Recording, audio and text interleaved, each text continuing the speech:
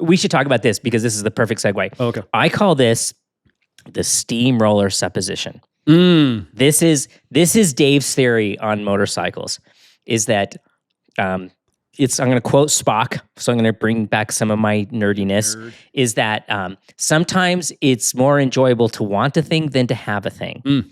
So I always subscribe to the steamroller supposition, and that means you always have this theory in the back of your mind. If my motorcycle got run over by a steamroller tomorrow, I'm uninjured. It's gone. But I get the money. Yep. Right? But I can't replace it because they don't make it anymore. What am I going to go get? What do I replace my motorcycle with? If mine today gets run over by a steamroller, what do I go get next? Well, and it's interesting too, because it's entirely possible that your tastes have changed or your interests in motorcycling. Like you mentioned the experience you want. Maybe when you bought this was the experience you wanted, but now you've shifted a little amount. Maybe you're into something a little more off-road or whatever it is. Anyway, I'd love to hear, what do you have right now? And if you had to, if you got hit by a steamroller, what would you go get next? Yeah. It's one of my favorite arguments to have, is like, I'm curious if we hear from a lot of folks that I'm on a middleweight and I would go get the next bigger one, or if I'm on a middleweight, would I get another middleweight? Or if you're on a big one and you go get a middleweight. Yeah. That's been a crazy series of comments we've seen on the main channel is, I've been doing more middleweight content, and so many comments from, I've been riding for 30 years. I'm in my 60s. I'm in my 50s. I went and got a middleweight, and I'm having more fun on motorcycles than I did since I was in my 20s. Sometimes more is less, right? More bike is maybe actually not any more fun. Maybe it's actually less fun. And I have a personal story about this, right? So I had, if you remember, I had a KTM 690 SM. Loved that motorcycle. The Spy versus Spy motorcycle. Yeah, not a pretty bike, but I loved the bike. It was fun to ride. It was kind of their supermoto-ish. I don't think you ever replaced the front tire on that bike, did you? I loved that thing. That front tire was in the air all the time. Made, I don't know, 70 horsepower, maybe, probably not even. It weighed less than 400 pounds. But it was like 300 and something. It was light. It was tons of fun. I had that, and then I replaced it with a KTM 990 SMT, which was basically the V-twin. It was the version of this. It was the big version, but more, it was basically a multi-straw is really what it was. It was kind of a competitor to that. Longer suspension, but still 17s, proper brakes, all that. I never had as much fun on that bike. Now, that bike was fun because the motor was fun. A big thumping V-twin is just kind of rips and it just sounds cool. Big engines are fun. Like and it's fun, but at some point you go, 80 miles an hour is 80 miles an hour. Yeah. Well, it doesn't much matter. There's a fine line between fun and illegal. Yeah. And illegal and jail time. Yeah. and it was fun, but I quickly realized the novelty of the engine wears off quick. And that's maybe the part that I learned from that bike was it is like, I think the torque never really gets totally old, but the excitement you get from it does get muted over time. It's like, yeah, of course it does that. It's crazy. If you've never experienced this, it is, and if you have experienced, leave a comment again. It is crazy how quickly you adapt. Oh yeah. To big power. Like the first time you get on it, you're like, oh, good God. Yep. And then within a week, you're like, I'm going to pipe it. You know what I mean? Wish I had more. Wish I had more, right? Yeah. Yeah. But I had that 690, rode it constantly all over the place. I got the 990, and I just found I wasn't going to the effort. Like the 690, I would wheel that thing out of the garage to run to the grocery store. And I'd bring a backpack. Like it was worth a pain in the ass of a backpack at the grocery store just to go for a quick rip on the bike. And on the 990, I was like, I'll just take the car. Like it was great for a bigger trip, but I was like, it's not, like it didn't get me as excited as the 690 did. And that was the first time I was like, oh, maybe more isn't actually more all the time. You bring up something really awesome there that I don't think I've really thought about in a long time. To take this thing out is kind of an event.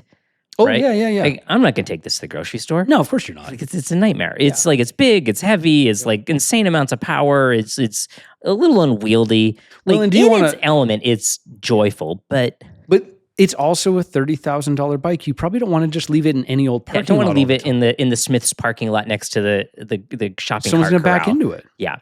However, Mrs. Canyon Chaser's motorcycle, and she refuses to get rid of it. It was featured in a recent video because it never gets any screen time. The Hypermotard 821 or 851 or whatever it is. That thing, every time I hop on it, it's a riot. It's probably like your little SM, your little. Oh yeah.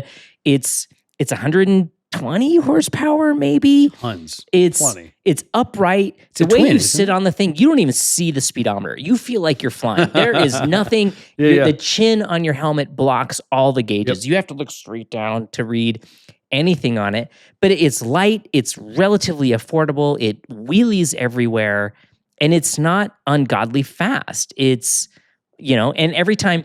Again, like I'm in a very, very lucky situation where motorcycles show up on the doorstep, right? And I think my neighbors think I have a bad addiction, and I probably do. But they just show up, and she gets to ride everything, and she's like, I just want to get back on my Hyper, right? Like she spent a lot of time, for example, on that NT 1100 that we had last year. We rode that thing over Beartooth Pass and whatever. It's a bike that she was looking at seriously, and she's like, no, I think I like my little bike. Yeah, Well, and it's fun, the way you're describing it kind of reminds me of the I'm sure there's a clever name for it, but the idea that the fastest car in the world is a rental car. Right? Yeah. It's the one you're like, I don't much care. I don't much care what happens to this thing. If you go buy the $30,000 bike, ooh man, a scratch, a little tip over, that's a big deal. I don't want that to happen. So it becomes this pedestal item that you only want to take it off the pedestal for special occasions. Whereas the 690, my SM, I don't recall. I don't think I ever had a crash on it, but I also was not scared if like something happened in a parking lot. Like it was not a big deal. I wasn't scared of the bike, and I wasn't scared of damaging the bike because it practically felt like a big dirt bike, really. But that sort of freedom of not overspending, of it being a thing that I could replace if I had to, I guess, freed me up to not be so worried about it all the time. I love that because I had a motorcycle. It's the only motorcycle, ironically, that I regret selling. Yet when I sold it, it was a little bit freeing. It was a 900 Super Sport that had a big bore kit. One. Yeah, the yellow one. You rode it. You loved that. It. That bike was fantastic. It had like flat slides and a big bore kit and this custom carbon fiber titanium exhaust made. There was a dude who lived here in Salt Lake City who worked for HRC's race division, and he would hand weld pipes for people if you paid him. And it had this like handmade titanium thing made by this old dude from HRC. I didn't know this whole story about it it was, I don't know where the dude is now, but like that's where the pipe, that thing was, but I was afraid of it, right? Because it was so special. You couldn't replace it if you had to. Right. Like I would take it out to the track day and, I would only do 1 or 2 sessions because I'm like, it's a little bit irreplaceable. Yeah. It would be, like it's just a super sport. Like all the parts are readily available at some level. But yeah, it was less fun because it'd be like if you had like a Vincent Black Shadow, or if you had a Britain sitting in your garage, or if you had like a Desmo CD cheap. It's almost a curse a little bit. It's a little bit of a curse. Yeah. You wouldn't be able to enjoy it because it was so special. And then you just become one of those dudes who puts a motorcycle in their living room, on their wall, and it just sits there and rots. And you're like, that's no life for a motorcycle. Well, and like if it's a bike that's like an art piece, sure. Yeah. Why not? Go for it. But I think it's a really good point. I don't think this was ever actually where we were going with this conversation, but this is where we wound up. And we see this at the racetrack. So on the racetrack, I promise you, the person who comes out with the third hand CBR or R6 or whatever it is that they bought for fairly cheap to go try out track days, that dude is having so much more fun and so much less stress than the dude who rolled out with his brand new Panigale S. Yeah. Right? Because that guy's like, this thing's got payments still. Right. Yeah. I can't crash this thing. Yeah. His yearly insurance bill is probably more than what the kid paid for his CBR 600RR.